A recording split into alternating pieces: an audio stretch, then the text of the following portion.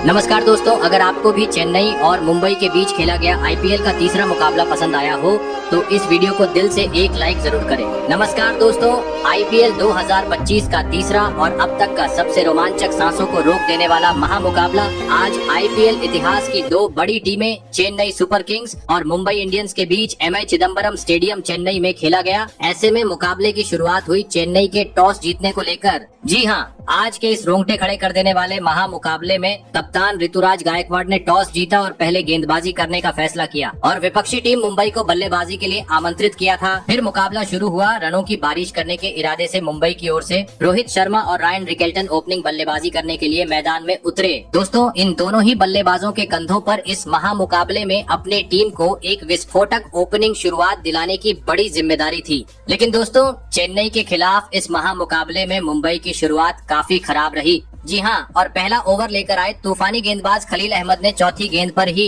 Opening बल्लेबाज रोहित शर्मा को शिवम दुबे के हाथों कैच आउट करवाते हुए मुंबई को पहला झटका दे दिया। आपको बता दें, इस महामुकाबले में रोहित आज अपना खाता भी नहीं खोल सके। ऐसे में जल्दी ही पहला झटका लग जाने के बाद अब मुंबई की ओर से मैदान में उतरे विल जैक्स और आते ही एक बेहतरीन चौका जड़ते हुए उन्होंने अपने पारी का आगाज कर दिया। लेकिन दोस्तों, दूसरी छोर पर खड़े ओपनिंग बल्लेबाज रायन रिकेल्टन रोहित के आउट होने के बाद ज्यादा वक्त तक चेन्नई के गेंदबाजों का सामना नहीं कर पाए और एक ओवर बाद ही खलील अहमद की गेंद पर सीधा क्लीन बोल्ड होते हुए पवेलियन का रास्ता नाप ली। आपको बता दें, रायन रिकेल्टन 13 रन बनाकर आउट हुए। ऐसे में दोनों ही ओपनिंग बल्लेबाज पेवेलियन लौट जाने के बाद अब मुंबई की ओर से मैदान में उतरे कप्तान सूर्य कुमार यादव। दोस्तों, दो बड़े झटके लग जाने के चलते मुंबई पर दबाव साफ दिखाई दे रहा था। जी हाँ, क्योंकि पावर प्ले होने के बावजूद दोनों ही बल्लेबाज बड़ा शॉट खेलने में कामयाब नहीं हो पा रहे थे, जिस कारण दबाव बढ़ते जा रहा था। और दोस्तों, इसी दबाव का फायदा उठाया मैच का 5वां ओवर लेकर आए रविचंद्रन अश्विन ने, जिन्होंने ओवर की तीसरी गेंद पर विल जैक को कैच आउट करवाते हुए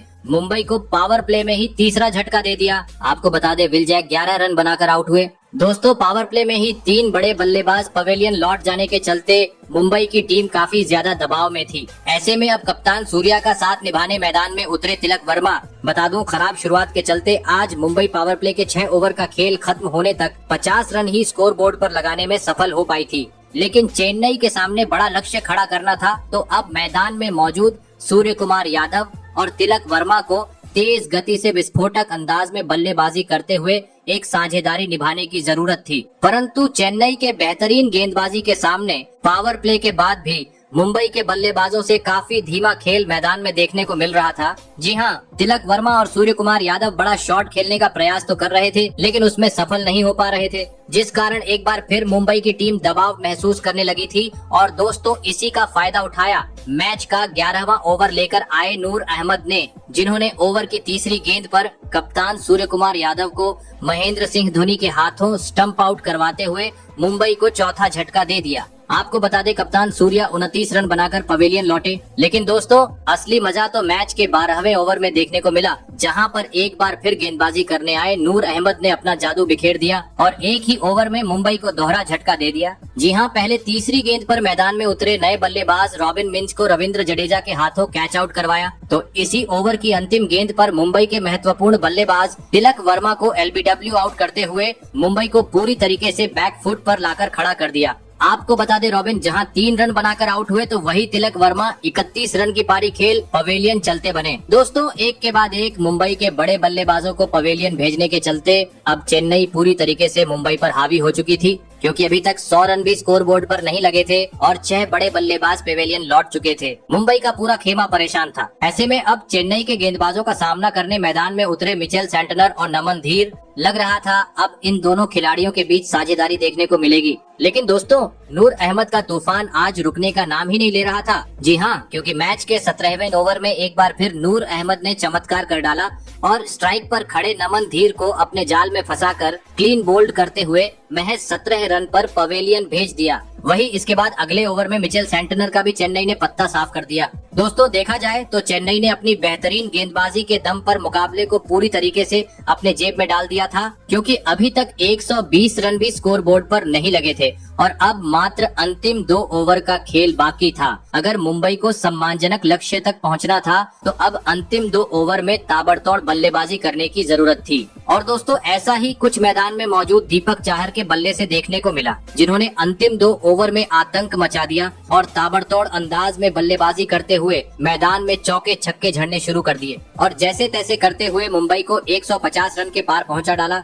और यह महामुकाबला जीतने के लिए चेन्नई के सामने 156 रनों का विशाल लक्ष्य खड़ा कर दिया। ऐसे में दोस्तों इसके बाद मुंबई से मिले 156 रनों के लक्ष्य का पीछा करने चेन्नई की ओर से रचित रविंद्र और राहुल त्रिपाठी बल्लेबाजी करने के लिए मैदान में उतरे। दोस्तों मुंबई ने दिया हुआ लक्ष्य बड़ा था, ऐसे में दोनों ही बल्लेबाजों पर विस्फोटक अंदाज में शुरुआत दिलाने की बड़ी जिम्मेदारी थी। लेकिन दोस्तों इस महामुकाबले में लक्ष्य का पीछा करते हुए चेन्नई की शुरुआत काफी खराब रही। जी हां, और दूसरा ओवर लेकर आए मुंबई के तूफानी गेंदबाज दीपक चाहर ने छठी गेंद पर ही ओपनिंग बल्लेबाज राहुल त्रिपाठी को विकेट कीपर के हाथों कैच आउट करवाते हुए चेन्नई को पहला झटका दे दिया। आपको बता दें राहुल त्रिपाठी आज मात्र महज 2 ही रन बना पाए। ऐसे में जल्दी ही पहला झटका लग जाने के बाद मैदान में उतरे कप्तान ऋतुराज गायकवाड़ और आते ही 2 बेहतरीन चौके लगाते हुए उन्होंने अपने पारी का आगाज कर डाला।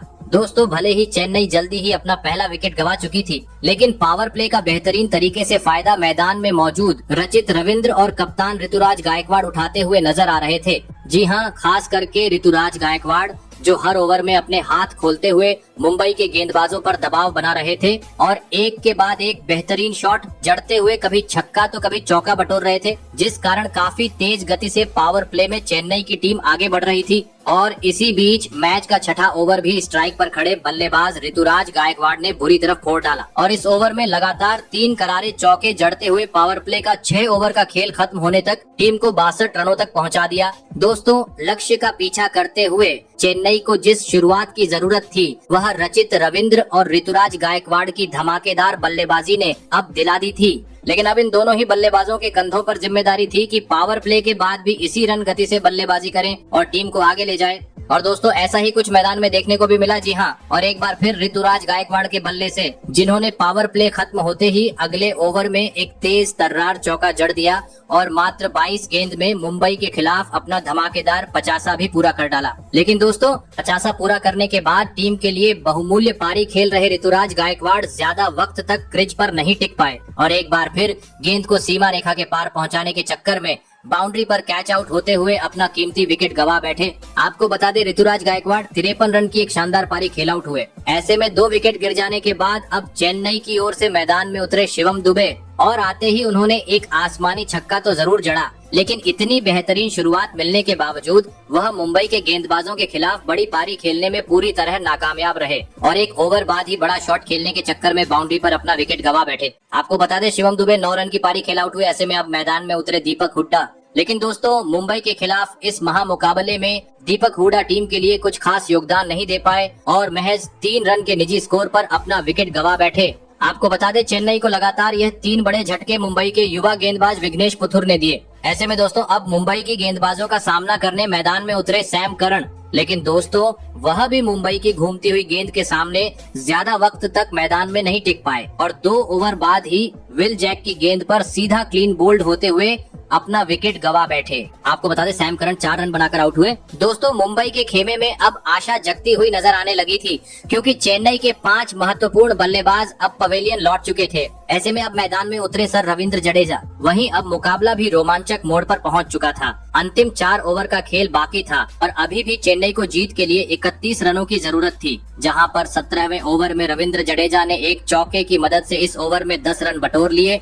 ऐसे में अब 18 गेंद पर 21 रनों की जरूरत थी, जहां पर स्ट्राइक पर खड़े बल्लेबाज रचित रविंद्र ने आतंक मचा दिया और इस ओवर में 2 स्टेडियम पार छक्के जड़ते हुए धमाकेदार अपना 50 पूरा कर डाला और साथ ही चेन्नई की जीत भी लगभग पक्की कर दी। लेकिन दोस्तों अगले ओवर में रविंद्र जडेजा रन आउट हो गए, जिस कारण मुकाबला रोमांचक मोड़ पर पहुंच गया। मैदान में उतरे महेंद्र सिंह धोनी। अंतिम 6 गेंद पर अब चेन्नई को 4 रनों की जरूरत थी, जहां पर पहले ही गेंद पर रचित रविंद्र ने छक्का जड़ दिया और इस महामुकाबले में टीम को 4 विकेट से एक ऐतिहासिक जीत दिला दी।